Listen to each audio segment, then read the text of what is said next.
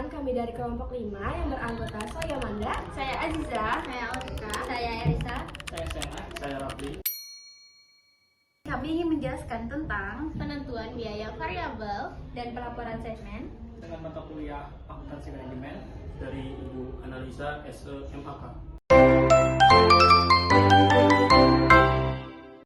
Kalian tahu nggak sih definisi segmen dan tujuan laporan segmen? Jadi, segmen adalah subunit dari perusahaan yang cukup penting untuk dibuatkan laporan kinerjanya seperti divisi, departemen, lini produk, atau wilayah penjualan. Selanjutnya, ada tujuan laporan segmen, yaitu menyajikan informasi laba rugi untuk setiap subunit agar manajemen dapat mengetahui kinerja spesifik dari setiap bagian perusahaan. Sekarang, kalian tahu nggak sih pentingnya data detail? Yaitu, untuk mengukur kinerja, diperlukan informasi yang lebih mendalam daripada sekedar laporan laba rugi konsolidasi. Selanjutnya, analisis dan perbandingan metode penentuan biaya.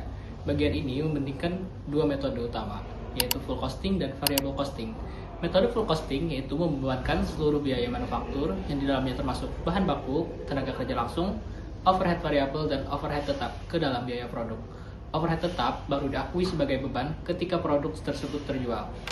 Selanjutnya yaitu metode variable costing, yaitu metode yang hanya membebankan biaya manufaktur variabel ke produk, yaitu bahan baku, tenaga kerja langsung, dan overhead variabel.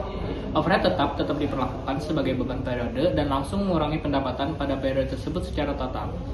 Perbandingan kunci, yaitu variable costing lebih unggul untuk laporan segmen karena menyediakan pemisahan yang jelas antara beban tetap dan variabel. Selanjutnya ada pelaporan segmen dengan variabel costing. Di sini menjelaskan struktur laporan laba rugi segmen yang lebih informatif, yaitu pemisahan beban tetap. Dalam metode ini, beban tetap dibagi menjadi dua kategori, yaitu yang pertama ada beban tetap langsung atau direct fixed expense, beban yang dapat ditelusuri langsung ke segmen dan akan hilang jika segmen tersebut ditutup. Contohnya, sewa kantor wilayah penjualan.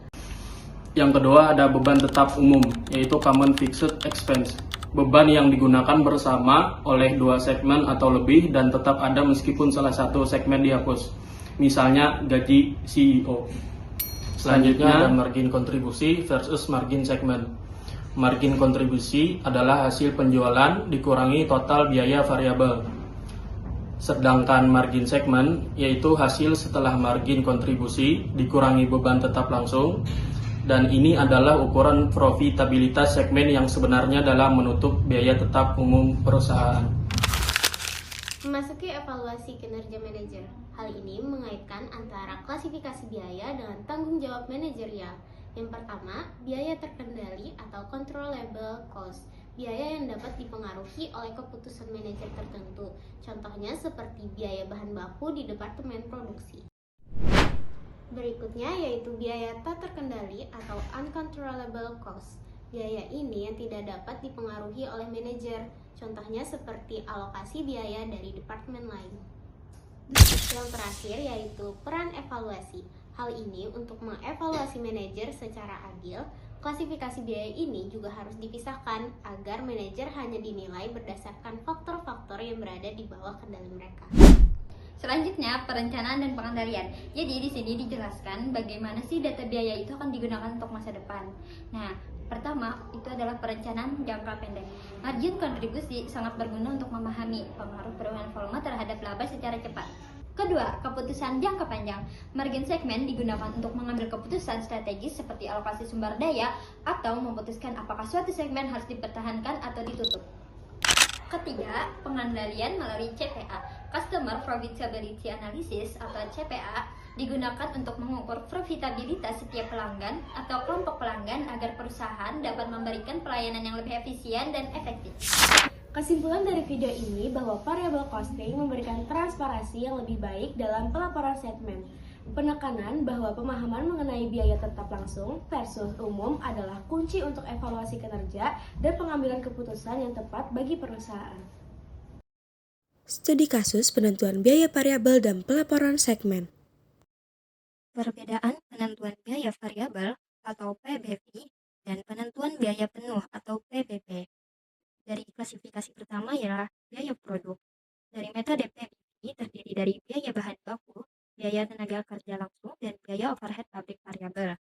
Untuk metode PBP terdiri dari biaya bahan baku, biaya tenaga kerja langsung, biaya overhead pabrik variabel, dan biaya overhead pabrik tetap. Yang kedua, klasifikasi biaya periodik. Metode PBV terdiri dari biaya overhead pabrik tetap, biaya pemasaran, dan biaya admin dan umum. Untuk metode PBP terdiri dari biaya admin dan umum dan biaya pemasaran. Selanjutnya, studi kasus. PT Sahabat memproduksi suatu jenis mobil hemat energi. Akuntan manajemen berhasil mengumpulkan data operasi untuk tahun 2013 sebagai berikut. Unit persediaan awal. Unit produksi 12.000, unit penjualan 10.000 dengan harga jual per unit 520 juta. Volume produksi normal 12.000. Biaya variabel per unit terdiri biaya bahan baku 100 juta. Biaya tenaga kerja langsung 60 juta. BOP variabel 20 juta, biaya pemasaran dan administrasi variabel 40 juta. Biaya tetap terdiri biaya overhead pabrik tetap 1,2 M, biaya pemasaran dan administrasi tetap 300 juta. Dengan pertanyaan, A. Biaya per unit menurut metode penentuan biaya variabel dan penentuan biaya penuh. B. Menentukan nilai persediaan akhir menurut metode Revan penentuan biaya penuh. C.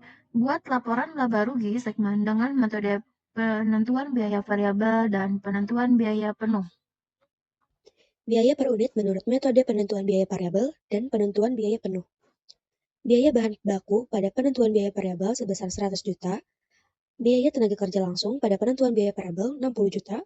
BOP variabel pada penentuan biaya variabel 20 juta. BOP tetap pada penentuan biaya variabel 0. Berikutnya, biaya bahan baku pada penentuan biaya penuh 100 juta, biaya tenaga kerja langsung pada penentuan biaya penuh 60 juta, BOP variabel pada penentuan biaya penuh 20 juta, BOP tetap pada penentuan biaya penuh 100.000. Maka, biaya per unit pada penentuan biaya variabel sebesar 180 juta dan biaya per unit pada penentuan biaya penuh 180 juta 100.000 rupiah. Berikutnya menentukan nilai persediaan akhir menurut metode PBV dan PBP. Karena tidak ada persediaan awal pada PT Sahabat, maka jumlah unit persediaan akhirnya adalah dengan rumus jumlah produksi dikurang dengan volume penjualan. Pada PT Sahabat, jumlah produksi sebanyak 12.000 dan volume penjualan sebanyak 10.000, maka selisihnya adalah 2.000. Pada metode PBV, nilai persediaan akhirnya dengan rumus biaya per unit PBV dikali dengan persediaan akhir atau 180 juta dikali dengan 2 juta, maka akan kita temukan dengan metode PBV, nilai persediaan akhirnya adalah 360 miliar.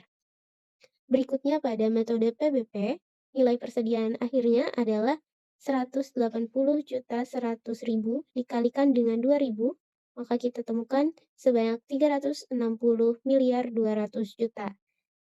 Selisih di antara dua hal tersebut pada metode PBV dan PBP adalah minus 200 juta. Selanjutnya ada laporan laba rugi segmen dengan metode PBV. Akun pertama ada penjualan dengan nilai atau total 5.200 miliar rupiah. Selanjutnya kita mencari biaya variabel total. Akun pertama ada harga pokok penjualan variabel dengan nilai 1.800 miliar rupiah.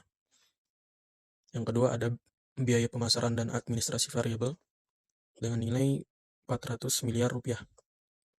Dan kita akan tambahkan kedua akun tersebut sehingga kita mendapatkan total biaya variabel sebesar 2.200 miliar rupiah yang akan kita kurangkan dengan penjualan yaitu 5.200 miliar rupiah, dan kita akan mendapatkan total margin kontribusi senilai 3 triliun rupiah.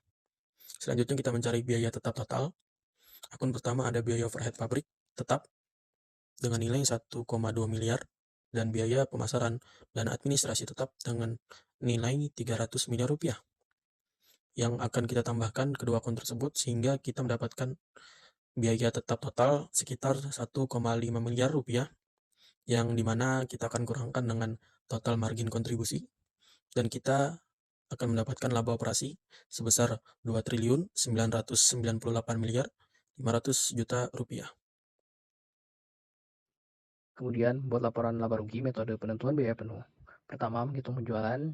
Caranya itu harga jual per unit sebesar 520 juta dikali dengan 10.000 unit penjualan, yang kemudian kita menghitung harga pokok penjualan, yaitu dengan cara penentuan biaya penuh dikali dengan 10.000 unit, sehingga laba kotornya menjadi 3,399 triliun.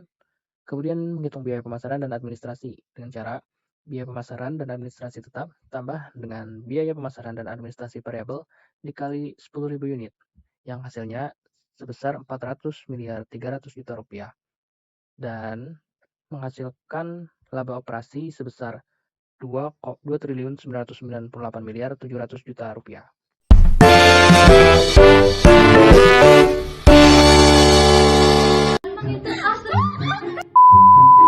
Penentuan biaya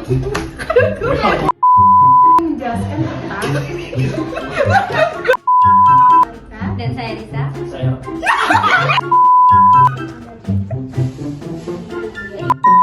Ke depan. Pertama, perencanaan tetap umum. Costing dan variable. setelah